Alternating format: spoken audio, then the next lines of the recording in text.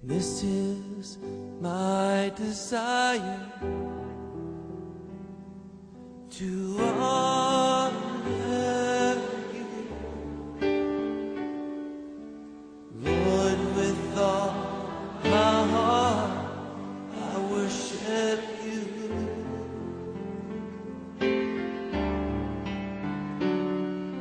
And all I have within. Dans le livre de Marc, l'évangile de Marc au chapitre 10, que Dieu vous bénisse. Amen. Alléluia. J'aimerais dire à une personne ou à deux ou à trois, ou je ne sais pas, un groupe de gens qui ont l'impression qu'il y a de l'opposition dans leur vie. Ce n'est pas dans les couples ou dans la maison. Une opposition, ce n'est pas au niveau du travail. Une opposition, ce n'est pas au niveau des projets. Tu sens qu'il y a un blocage, il y a de l'opposition. Le message ce matin pour toi. Alléluia. Dieu veut te dire ceci, c'est plus il y a l'opposition, plus la main de Dieu est tout près de toi. Plus la main de Dieu, la solution est tout près de toi. Plus le diable s'agite, plus il y a l'opposition. Alors Dieu te dit ce matin, lève-toi, sois courageux. Tu es tout près de l'objectif. Tu es arrivé au bout. C'est pourquoi il y a l'opposition. Qui qu'il soit, quelle que soit la situation, l'opposition, tu vas la vaincre. Accroche-toi au Seigneur. Alléluia. Nous sommes dans l'évangile de Marc au chapitre 10, verset 46 à 53. Je vais lire rapidement au nom de Jésus-Christ. Je ne veux pas prendre beaucoup de temps aujourd'hui, appeler rien à dire, mais Dieu va nous aider. Alléluia. Marc chapitre 10, verset 46 à 53. Je lis au nom de Jésus. Ils arrivèrent à Jéricho, et lorsque Jésus en sortit avec ses disciples et une assez grande foule, le fils de Timée, Bartimée, mangeant aveugle, était assis au bord du chemin. Il entendit que c'était Jésus de Nazareth et il s'est mis à crier, « Fils de David, Jésus, aie pitié de moi. » Plusieurs le reprenaient pour le faire taire, mais il criait beaucoup plus fort, « Fils de David, aie pitié de moi. » Jésus s'arrêta et dit, « Appelez-les. » Ils appelèrent l'aveugle en lui disant, « Prends courage, lève-toi, il t'appelle. » L'aveugle jeta son manteau et s'élevant d'un bond, vint vers Jésus. Jésus prenant la parole lui dit, « Que veux-tu que je te fasse, Rabouni? » Que veux-tu que je te fasse, Rabouni? Lui répondit l'aveugle, « Que je recouvre la vie. » Et Jésus lui dit, « Va, ta foi t'a sauvé. » Aussitôt, il recouvra la vie et suivit Jésus dans le chemin. Alléluia. Amen, amen, amen, amen, amen. Le Seigneur va nous parler tout brièvement dans chaque verset. Chaque verset, Dieu va nous parler un tout petit peu. Amen, amen, amen, amen, amen, amen. Mais j'aimerais qu'à la dernière partie du verset 53, qu'il puisse souligner et suivit Jésus dans le chemin. Alléluia. Ce matin, notre message s'intitule tout simplement l'aveugle Bartimée. Ce texte parle de l'aveugle Bartimée. Amen, amen, amen, amen, amen. Amen. Bien-aimés dans le Seigneur, la scène ne se passe à Jéricho, malheureusement. C'est à Jéricho, alléluia. Jéricho, je vous l'ai déjà expliqué plusieurs fois, c'était une contrée très compliquée. Jéricho, il avait des spécificités parce qu'il y avait une qualité de vie là-bas. Il y avait une catégorie de personnes qui chacun avait une spécialité de vie. À Jéricho, on en a déjà parlé, c'était une ville où il y avait trop de prostituées, il y avait la prostitution, il y avait l'ivrognerie à Jéricho, il y avait le vol, le banditisme et la criminalité. Alléluia. Mais il y avait aussi la pauvreté et l'aveuglement. Parce que Bartimée, c'est la Bible dans ce texte qui dit, c'était l'aveugle mendiant. Lui qui l'appelle l'aveugle mendiant. Amen, amen, amen, amen, amen. Amen. Donc, je n'ai pas besoin d'expliquer encore Jéricho. Ces gens sortaient de Jéricho. Jésus était à Jéricho. Et maintenant, quand il voulait repartir de Jéricho, il va rencontrer sur le bout du chemin, la Bible dit, le fils de Timée, Bartimée, mendiant avec. Alléluia. Nous sommes au verset 46. La Bible dit, ils arrivèrent à Jéricho, et lorsque Jésus en sortit avec ses disciples, et une assez grande foule, les fils de Timée, Virgile, Bartimée, Virgile, mangeaient avec toi. Trois catégories pour une seule personne. La Bible l'identifie d'abord comme fils de Timée. Timée, son père, Timée veut dire tout simplement une haute personnalité, une personnalité appréciée, ou tout simplement l'honorable. Alléluia. Donc Bartimée était fils de l'honorable, était fils d'une personnalité, une très haute personnalité, une personne très estimée, très appréciée, très respectée dans la ville. Alléluia. Je ne sais pas si en ce temps ici, son père Timée existait, était en vie, il était déjà décédé, la Bible ne nous parle pas. Mais seulement son nom veut dire l'honorable, l'autorité, la personne appréciée, l'appréciable, la personne respectable, une haute personnalité. Alléluia. Donc, Bartimée, il n'était pas né de n'importe quelle famille. Il venait d'une famille importante. Alléluia. D'une famille bourgeoise. Son père, ce n'était pas n'importe qui. À Jéricho, on l'appelait qu'il était une personne de haute. Donc, c'était une haute personnalité. Une personne respectable, une personne appréciable, une personne honorable. Bartimée, fils de l'honorable. Alléluia. Donc, Bartimée, fils, c'est quoi la Bible souligne? Quand vous lisez le verset 46, la Bible ne commence pas par l'appeler Bartimée. La Bible présente d'abord son père. Alléluia. C'est pas un hasard si on a présenté son père. Le fils de Timée, Bartimée. Amen, amen, amen, amen. Donc, son père, c'était un grand messier, respecté dans la ville, honoré dans la ville par ses concitoyens. C'était le père de Bartimée. Bartimée. Mais la Bible dit aussi qu'il était mendiant et aveugle. Ça, c'est un contraste compliqué. Donc, c'est compliqué là. Au même moment, il venait d'une grande famille, d'une famille bourgeoise. Mais au même moment, il était aveugle, mais aussi mendiant. Amen, amen, amen, amen, amen. Nous sommes au verset 46. La Bible ne dit pas qu'il était avec le mendiant. Il était mendiant et aveugle. Alléluia. Moi, je me suis posé la question, est-ce que, je ne sais pas, ça c'est mon raisonnement. J'ai cherché à étudier les textes, à comprendre. Son père était honorable. On ne peut pas être un messier, une grande personnalité dans la société, sans avoir les moyens matériels et financiers. Amen, amen, amen, amen. Parce que soit il était, je ne sais pas, la Bible ne dit pas pourquoi il était une grande personnalité. Est-ce qu'il était ministre? On ne sait pas. Peut-être qu'il était député parce que d'autres références dans l'encyclopédie biblique dit que Timée veut dire l'honorable. Peut-être qu'il était député. Mais député, ce n'est pas n'importe qui, c'est les rangs sociaux. Amen, amen, amen, amen. Peut-être qu'il était député, on ne sait pas. Mais ce qui est vrai, c'était une personne de haut rang. Alors, comment est-ce qu'un fils d'une grande personne peut être mendiant? Alléluia. C'est là le contraste qu'on ne comprend pas.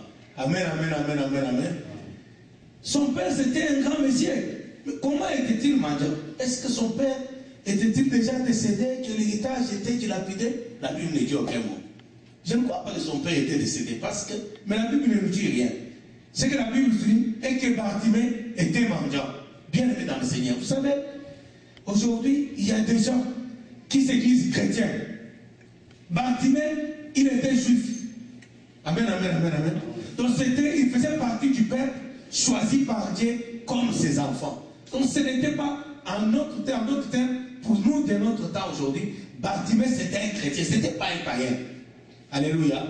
Donc il faisait partie de ce qu'on appelait à l'époque les enfants de Dieu. Le peuple choisi par Dieu comme lui appartenant. Il était juif, donc appartenant à Dieu. Il était la propriété de Dieu. Il était enfant de Dieu. Amen, amen, amen, amen, amen. Pourquoi je souligne cela? Parce qu'aujourd'hui, il y a beaucoup de chrétiens. Les chrétiens qui disent l'or et l'argent appartient à notre Dieu. Alléluia. Mais dans leur propre vie, la réalité, c'est tout autre chose. Bartimée, mendiant et aveugle, mais fils d'un grand monsieur. Alléluia. Est-ce que tu es chrétien? Quelle est la situation de ta vie? Amen, amen, amen, amen, amen. Est-ce que tu es comme Bartimée? Est-ce que tu es fils de Timée? Alléluia. Fils d'un homme de haute qualité, une personne de haute qualité, une personne appréciée, une personne honorable. En d'autres termes, une personne riche, son père. Mais lui,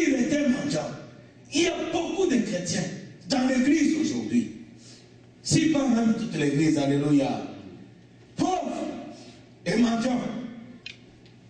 Il vivait de la mendicité, Bartimée, bien que son père était un homme respectable, alléluia. Donc chaque matin, il se levait, il se mettait sur les bouts de la route pour mendier. Il avait plusieurs problèmes, Bartimée. Fils de l'honorable. Mendiant avec. Donc non seulement il était mendiant, mais il était en plus avec. Écoutez bien aimé. S'il y a la mendicité, c'est les résultats de la pauvreté. Amen, amen, amen, amen. C'est la pauvreté, la disette, qui pousse quelqu'un n'ayant pas la capacité de travailler ou les compétences ou les qualités. Il va se retrouver en train de mendier pour survivre. Alléluia. Et beaucoup de chrétiens aujourd'hui survivent au lieu de vivre. Amen, amen, amen, amen. Au lieu de vivre pleinement leur vie chrétienne, au lieu de vivre une vie de victoire dans leur vie, ils survivent. Amen, amen, amen, amen. Donc, écoutez bien, mais la vie chrétienne, du temps, dans notre temps, ici, le temps de la fin, c'est une vie puissante, une vie pleine de victoire, c'est une vie victorieuse, c'est une vie agressive vis-à-vis de l'opposition, vis-à-vis des obstacles, vis-à-vis je ne sais pas encore, des barrages ou de quoi encore. La vie chrétienne, c'est une vie offensive, c'est une vie, dans notre temps, je parle de la vie chrétienne aujourd'hui, c'est une vie agressive, donc on ne devrait pas être sur la défensive comme nous vivons aujourd'hui, nos chrétiens. C'est quand tout va mal, qu'alors on vient gêner, on vient prier. Quand tout ne marche pas, alors on va à l'église, on gêne, on prie. Amen, amen, amen, amen. Ça ne devrait pas être comme ça. Notre vie chrétienne.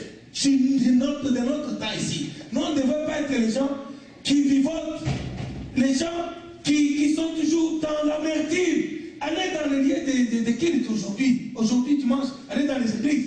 Même si les orateurs, même si les modérateurs peuvent crier, est-ce qu'on est dans la joie? Les gens disent oui, on est dans la joie. Écoutez, c'est faux. Regardez avec l'œil du Saint-Esprit, vous verrez que les gens ne sont pas dans la joie. Ils sont tristes. Et si vous avez des doutes, parlez avec les gens individuellement. Écoute, notre métier de pasteur nous permet donc la grâce de parler avec les gens. Mais quand quelqu'un te parle, il ne te raconte pas des choses qui te communiquent la joie. C'est une personne triste, c'est une personne qui a des problèmes. Amen, amen, amen, amen. En d'autres temps, les chrétiens, quand ils allaient à l'église, ou quand ils allaient dans les lieux de temple, c'était tout simplement pour adorer Dieu le premier jour de la semaine. C'était pour adorer Dieu, pour louer, pour célébrer Dieu, dans la joie. Amen, amen, amen, amen. Dans la joie.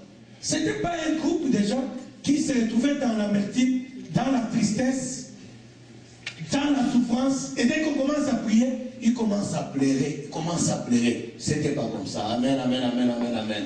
Mais les chrétiens aujourd'hui, quand ils se retrouvent dans les lieux de culte dimanche, c'est pas dans les soucis, ils ne sont pas venus à l'église. Dans les soucis d'adorer Dieu, parce que le dimanche c'est le premier jour de la semaine, où il faut adorer, célébrer le grand roi. Ils sont allés bien sûr pour adorer, mais ils ont des problèmes.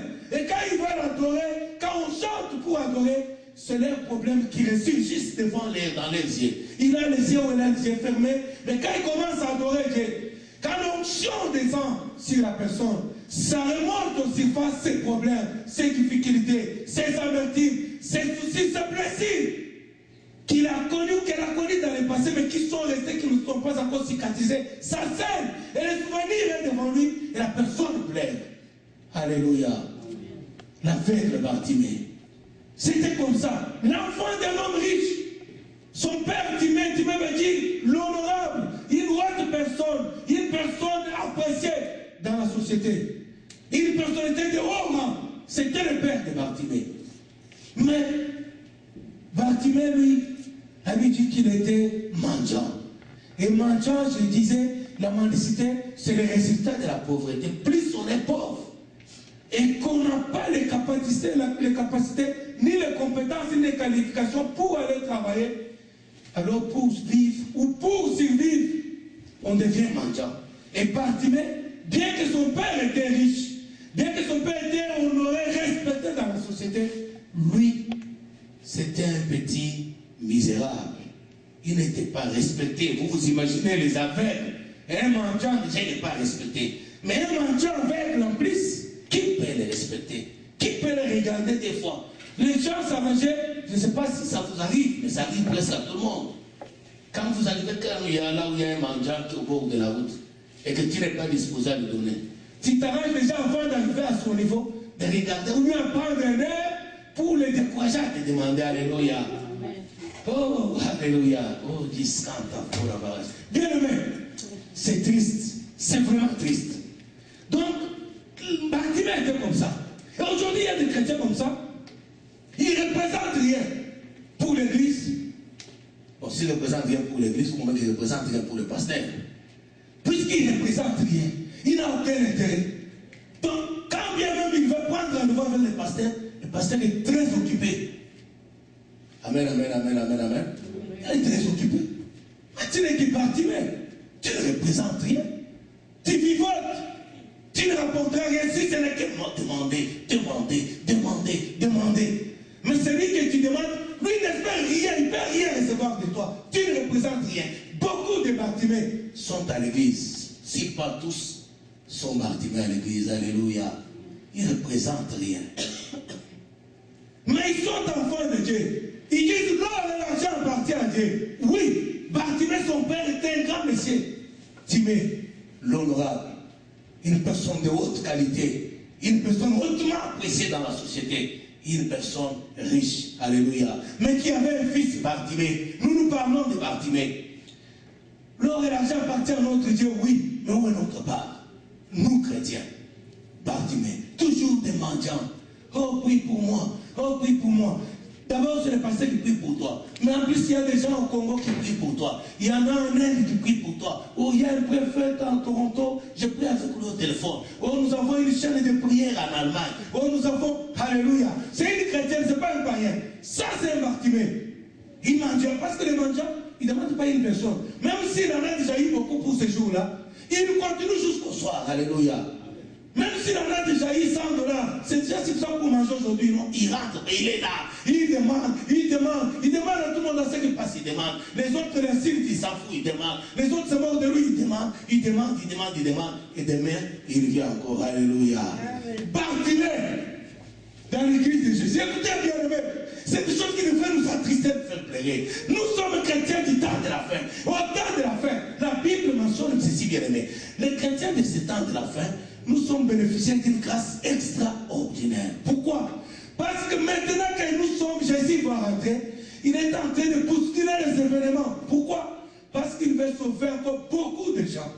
Beaucoup de gens qui sont encore païens aujourd'hui, pour qu'ils se convertissent dans le monde où l'incrédulité a couvert toute la planète. Jésus opère des miracles et des prodiges. Amen, amen, amen, amen. Et les miracles et les prodiges, il doit les opérer avec nous, dans nos vies et par nous. C'est pas ça que je comprends. Je dis ceci. En ce temps de la fin, nous sommes, vous savez, la Bible dit, dans les paraboles de Jésus, dit ceci. Les derniers seront les premiers. Amen, amen, amen, amen, amen. Pourquoi c'est la Bible? Nous sommes du temps de la fin. Nous sommes les derniers. On n'est pas du temps de Moïse, ni d'Élie, ni d'Élisée. Nous sommes du temps de la fin. Et en ce temps de la fin, puisque Christ va revenir bientôt, mais qu'il y a encore des gens qui sont liés par le diable, qui sont encore victimes du diable, qui sont liés dans la prostitution, dans la drogue, dans l'homosexualité, dans beaucoup de choses. Christ devait sauver ces gens-là. Mais comme la société conduite par le diable s'arrange pour s'opposer à l'évangile, et là instauré tout un système d'incrédulité, allez-y parler avec un Québécois de Christ. Il va te dire hostile, n'est-ce pas? Parce que c'est ça la société. Donc c'est devenu difficile. Et comme c'est devenu difficile pour que l'évangile passe, Christ se sert de sa puissance. La Bible dit, je cherche un homme qui puisse se mettre à la brèche pour que je sauve la nation. Je ne trouve pas. Et je me sers de ma main. Amen, amen, amen, amen, amen. Alors Christ va se servir de sa main. Et sa main c'est quoi? Laissez-moi vous expliquer. La Bible dit ceci. Nous qui sommes membres de l'Église, nous sommes membres du corps de Christ. Alléluia. Donc l'Église, c'est le corps de Jésus. Donc Jésus lui-même est la tête, mais nous sommes membres. C'est-à-dire, si Yannick est le jeune agent, Martin est la mère. Alléluia. Et la Bible dit ceci. Je cherche un homme qui puisse se tenir à la brèche pour que je sauve la nation. Mais je ne trouve pas. Alors je me sers de ma main. La main dont qui se sert, c'est l'église, bien-aimée. La main dont qui se sert, c'est toi. Pour que les gens qui sont encore dans l'incrédulité, les gens qui sont liés par les diables dans le monde, reconnaissent que Christ est le Seigneur, qu'ils viennent à Christ, qu'ils acceptent Jésus comme Seigneur Sauveur. Mais comment cela sera-t-il possible si toi, tu es capté mangeant sur le bord de la route? Imagine-toi un peu si un mendiant te dit que mon père est riche, est-ce que tu peux accepter? Amen, amen, amen, amen. Si un mendiant, avec, pas mendiant avec les mendiant avec, il te dit non, viens chez mon père a beaucoup d'argent. Alléluia. Est-ce que tu peux accepter? Si un mendiant avec peut venir te voir pour te dire, écoute, tu as des problèmes, viens dans notre église, est-ce que tu vas aller? Bartimée, fils de Timée. Écoutez bien aimé, ces choses-là, ma prière est que le Saint-Esprit te communique la tristesse sur ton état. Et que chaque jour, tu te mettes à combattre. Écoute, tu as besoin d'une révolution. L'église du temps de la fin a besoin de révolutionnaires. Les gens qui rejettent le système établi par le monde, dans l'église, qui renversent le système et qui rétablissent le nouveau système. Un nouveau système selon les gens de ces temps ici, mais un nouveau système qui a existé dans la Bible. Amen, amen, amen, amen. Il faut qu'il y ait une révolution, bien aimée, dans l'église aujourd'hui, pour que les choses soient renversées. Parce qu'aujourd'hui, on nous raconte, écoutez bien aimé, je ne suis contre, je ne critique personne. Mon souci, c'est que toi et moi, ces choses que je te prêche, je l'ai prêché dans mon église devant mes pasteurs. Nous avons été en contradiction, et je leur disais, écoutez, je ne crois pas dans cette illusion-là. Parce qu'il faut que la médiocrité cesse. Parce que comment ça peut-il que les païens seront-ils intéressés par notre Dieu si notre Dieu est incapable dans nos propres vies? Et nous, on est Dieu à quoi? Tu peux dire quoi au païen, toi? Ton Dieu est capable de quoi? S'il est capable dans ta propre vie, dis-tu à quoi un païen? Alors moi je dis à mes pasteurs, écoutez, c'est une autre histoire là. Moi je ne crois pas. Il faut que les choses changent. Il faut qu'il y ait une révolution dans l'église. Et la révolution commence par toi-même. Si elle commence dans ta vie, parce que c'est partie de l'église. Si dans ta vie tu dis, je fais une révolution dans ma vie, il faut que les choses soient renversées, que je refuse le système établi par le diable dans ta vie. C'est quoi le système établi par le diable dans ta vie? C'est la pauvreté, c'est la mendicité, c'est la stérilité, c'est le célibat, c'est quoi? C'est la maladie. Ça, c'est le système auquel tu dois te soulever. Il faut qu'il y ait un soulèvement, une révolution dans nos vies. Quand tu vas te soulever par le système dans ta vie, Yannick se soulève, moi je me soulève, alors il y aura une révolution dans l'église. Écoutez bien aimé, alors les fables, je parle des fables. Vous connaissez les fables? Les bonnes aventures, donc, comment on appelle les fables encore? Les contes de chez nous. Vous connaissez les contes de chez nous? Bon. Vous êtes des Africains ou non? Vous ne connaissez pas les contes de chez nous. Vous n'avez pas été à l'école pour les contes de chez nous. Alors, écoutez bien, il faut que ces choses-là, c'est quoi les fables? C'est-à-dire raconter des histoires aux gens qui font du bien aux oreilles, qui entretiennent l'apaisement, qui font sourire. C'est comme si tu étais allé voir un théâtre de Mangobo, par exemple. Tu as des soucis, les Mangobo jouent, ça t'apaise un peu. Tu oublies un peu tes soucis pendant que tu es dans le théâtre. Et quand tu rentres chez toi, les problèmes surgissent. Amen, amen, amen, amen. Je ne sais pas comment ça. Il faut que ces choses dans l'église cessent. Parce qu'à l'église aujourd'hui, on nous entend avec des promesses, mais que nous ne voyons pas. Et quand les gens vont à l'église, ils viennent tristes. Quand ils entendent Dieu, ils pleurent. Et quand le rabbin prêche, il prêche les choses, ça nous remet un peu l'apaisement. On oublie un peu, on a un peu de l'espoir. Et quand on sort, on rentre chez nous, les problèmes reviennent. C'est ça les femmes. Les beaux discours qui ne changent pas nos vies. Et ça, il faut qu'il y ait une révolution. Pourquoi ça, bien aimé? Vous savez, je me suis indigné, mais je vais quand même vous dire ça. Un jour, une bien-aimée qu'elle m'excuse, elle m'appelle, me dit, pasteur, je vais te mettre en contact avec une amie. Je dis, ok, il n'y a pas de problème. Et l'amie est où? L'amie est chrétienne. Elle a un canton à Alberta, ou quelque chose là-bas, Calgary ou un canton. Je dis, ok, donne à l'amie mon numéro de téléphone, qu'elle m'appelle. Amen, amen, amen, amen. La nuit, je suis en train de prier, mon téléphone sonne 23h. Moi, j'interviens toujours au téléphone, même si j'ai pris, je coupe. Parce qu'il faut toujours répondre au téléphone, bien aimé. D'abord, c'est impoli de ne pas répondre. Même ton ennemi, s'il t'appelle, réponds-lui, dis-lui, il ne faut pas m'appeler. Et puis coupe. Amen, amen, amen. Il ne faut pas refuser de répondre au téléphone, c'est impoli. Moi-même, si j'ai pris, je réponds au téléphone. Pourquoi? Parce qu'un jour, il y a un jeune homme à Ottawa qui était à l'université, qui voulait se suicider, qui m'a appelé à minuit. J'ai d'abord hésité, je ne le connaissais pas. Il a appelé en insistant. Et puis à un moment, j'ai trouvé qu'il insistait trop. Quand je reçois le téléphone, je ne le connaissais pas. Mais il a eu mon téléphone, je ne sais pas par qui. Et puis il me raconte sa vie, il avait plein de problèmes. Alors il voulait se suicider. Alléluia. Je me suis entretenu avec lui à peu près 2 heures de temps pour le convaincre de dire qu'il y a encore de l'espoir. C'était un jeune homme de 20 ans. Il était à l'université d'Ottawa. Je ne l'ai jamais connu, je ne l'ai jamais vu. On a continué à parler avec lui au téléphone, mais on ne s'est jamais vu. Amen, amen, amen. Suite à ça, moi, je réponds au téléphone. Alors, cette brave sœur, il est 23h, le téléphone sonne. Alors, bonjour, pasteur. Oui, c'est qui? Oh, c'est la sœur telle, c'est la sœur, je suis ami à telle, il m'a donné ton numéro. Ok. Il m'avait prévenu. C'est quoi le problème? Oh, pasteur, je suis chrétien, j'ai dit gloire à Dieu. Alors, c'est quoi le problème?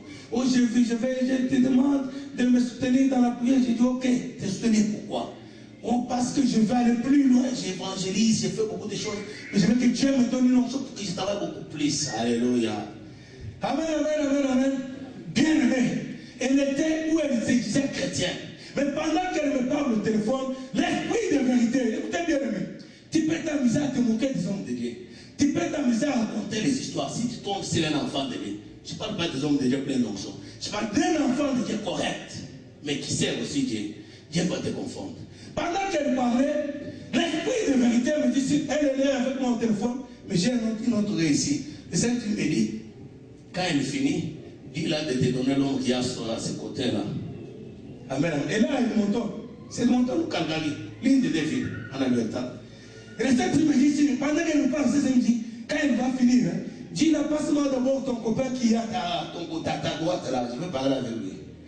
Amen, amen, amen, amen. Et quand elle finit, je dis, ok, ma soeur, mais avant, passe-moi ton copain qui est à côté de toi, non? Et puis, il reste un temps de silence, et puis, il dit, pasteur, je n'ai pas compris. J'ai dit, passe-moi l'homme qui est à ta droite. Tu es avec quelqu'un maintenant, non? Il dit, oui. Alors, il dit, passe-moi cet homme-là. Amen, amen, amen, amen. Alors, l'homme ne veut pas prendre le téléphone. Alors, je lui dis, écoute ce que le Saint-Esprit dit. Cet homme de toi qui va te prendre en mariage. Passe-moi cet homme, je vais lui donner le message de Dieu. Et l'homme a refusé. Alors j'ai dit à la sœur, tu as besoin de donner ta vie à Christ. Tu n'as pas besoin de l'onction pour servir Dieu. Tu as besoin de Christ dans ta vie pour être toi-même sauvé. Est-ce que vous comprenez ce cela? Une personne qui prétend, qui cherche l'onction pour sauver les gens. Mais elle-même, elle vit dans l'impudicité. Et pendant qu'elle parle, je dis, écoute, tu es avec quelqu'un à ta droite. Et c'est quelqu'un-là, et il passe la nuit dans ton lit. Et tu n'es pas marié avec lui. Et tu veux l'onction, alléluia. Alors il faut qu'il y ait une révolution, bien aimée. On va dans des millions, on nous dit, oh, il y a l'onction ici. Mais tu vis comment, toi, le pasteur, il y a l'onction? Quelle onction? Onction de la débauche. Onction des péchés. C'est ça l'onction qui est dans l'église. Alors il faut qu'il y ait une révolution. Parce que quand il y aura l'onction de Dieu, bien aimé, l'onction de Dieu, quand elle arrive dans nos vies, elle nous communique la haine du péché. Première action. Quand elle nous communique, toi-même tu vas haïr le péché. Et quand tu vas haïr le péché, tu vas te révolter contre le péché. Ça, c'est la révolution. Contre les choses mauvaises qui font que le diable a détruit ta vie. Tu te lèves, tu dis non. Pourquoi? Parce qu'il y a une option dans ta vie. Le début de la révolution. Et quand tu dis non au péché dans ta vie, Christ vient prendre place dans ta vie. Et quand il prend place dans ta vie, il ne vient pas seul, bien-aimé. Christ, la Bible appelle qu'il est le roi des rois. Il vient avec tout son royaume. Tout son royaume, c'est-à-dire toutes les richesses de son royaume. Toute la puissance de son armée vient dans ta vie. La Bible dit, aujourd'hui, si tu entends sa voix, n'endurcis pas ton cœur. Et lui-même dit ceci, je me tiens à la porte et je frappe. Si tu entends ma voix, tu ouvres ta porte, j'entrerai dans ta maison, je souperai avec toi. Écoutez, bien-aimé. Pour ceux qui sont congolais, imagine-toi un petit leçon en route. Parce que la modèle présent n'a pas beaucoup n'a pas de prestige. Imagine-toi pour ceux qui ont connu Mobutu. Il y a des gens qui ont connu Mobutu ici. Tous vous êtes enfants. Imagine-toi Mobutu, président de la République. Il vient souper chez toi. Dès qu'il sort, il part, tous les quartiers vont s'intéresser. Ah, c'est l'ami de Mobutu. Jésus dit ceci. Je me tiens à la porte, je frappe. C'est lui qui ouvrira, j'entrerai dans sa vie. Et je souperai, moi et mon père, nous souperons avec lui sur la même table. Il va venir avec toute sa puissance. Alors quand il y aura des problèmes, puisque toute son armée est là, et ils vont combattre, c'est à nous qui va combattre pour toi. Quand tu as des problèmes liés aux besoins financiers, toute la richesse du royaume est là. Il va te donner des solutions. Quand tu as des problèmes de maladie, tu donnes mes verticines pour être guéri. Amen, amen, amen, amen, amen. Il dit pas dans ces maîtrisines, nous serons guéris. Dans ces maîtrisines, nous sommes guéris. Donc, tous tes problèmes trouveront solution. Et alors, tu peux te mettre au bout de la route. Pas pour mentir, mais pour dire, venez chez moi. Mon Père a l'argent. Mon Père a la puissance pour te protéger. Mon Père, il peut te guérir. Parce que regardez-moi, j'étais comme ça. Il a fait ceci. Venez chez mon Père. C'est ça la révolution, bien-aimée. On est allé à l'église dimanche après dimanche, jour après jour. On vous raconte des histoires, des fables. Ça vous apaise un peu. Dès que tu sors là, les problèmes reviennent. Tu passes encore une semaine de chagrin, une semaine de soucis, une semaine d'inquiétude. Oh, comment. Et le dimanche, opprimé par les péchés, les problèmes, oppressé, écrasé par les problèmes. Parfois même pour te lever, pour venir à l'église, c'est une forte, un grand exercice. Certains ici savent quel exercice ils ont fait pour être ici. Quelque chose vous disait, non, tu es un peu fatigué. Non, ça ne vaut pas la peine. Non, tu peux rester dormir un peu. Non, tu peux. Quelque chose s'est parti avec toi, même ce matin pour venir ici. Tu as fait, tu es un fruit, donc tu es ici parce que tu as produit beaucoup d'efforts, beaucoup d'exercices pour venir ici. Et quand on vient, on vous donne une parole. Alléluia. Nous sommes plus que vainqueurs. L'or et la jambe. Vous vous entretenez dans des illusions. Alléluia. Vous vous entraînez dans des... On vous vend des illusions. Vous êtes dans le rêve. Vous êtes dans le nuage. Sortez du nuage. Il faut qu'il y ait une révolution. Il faut que ça change. C'est aujourd'hui. Et c'est dans nos vies. Ce n'est pas des histoires. Amen. Nous parlons de Bartimée. Marc chapitre 10, verset 46 à 53. Bartimée. Nous sommes au verset 46. Je pense qu'il va aller trop vite. Écoutez. Bartimée, la Bible dit, vous savez dans la Bible, quand on met accent, on met virgule, il y a toujours un problème. On ne met pas des choses dans la Bible, on n'a pas écrit des choses par hasard. Quand on présente Bartimée, on ne présente pas le Messie d'abord, on présente son père. On dit qu'ils arrivèrent à Jéricho. Lorsque Jésus sortit avec ses disciples, et une assez grande foule, le fils de Timée. Timée est un homme riche, un homme hautement apprécié, d'un rang social élevé, l'honorable. Bartimée, marchant avec, était assis sur le bord de route. Les chrétiens mendiants, aveugles en plus, ils ne voient rien. L'aveuglement spirituel a frappé toute la communauté chrétienne aujourd'hui. C'est l'aveuglement. Tu peux dire à quelqu'un, mon frère, regarde ce que la Bible dit. Rien du tout. Ma soeur, regarde, il y a tel problème. Mais c'est un chrétien, c'est une chrétienne. Aveugle. Oh non, moi c'est ceci. Moi j'ai l'habitude de faire ceci. Moi chez nous c'est comme ça. Moi j'ai appris ceci. Moi j'ai mal dit ceci. Moi j'ai rêvé ceci.